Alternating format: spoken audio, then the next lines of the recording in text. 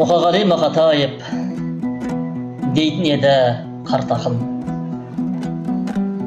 Қырғи жолдас бола алмайды кептермен,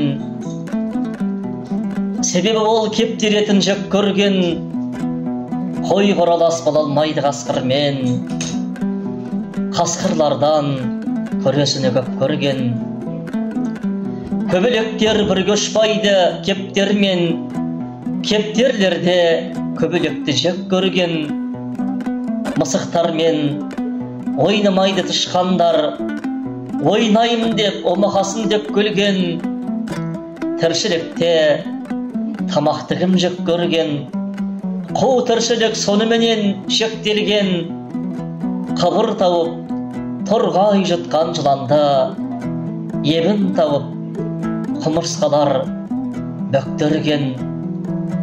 Дейтін еді қарт ақын, өзгелерге кінәні көп артатын. Оңашада шарап ішіп екеуміз, өзіменен шылым сұрап тартатын.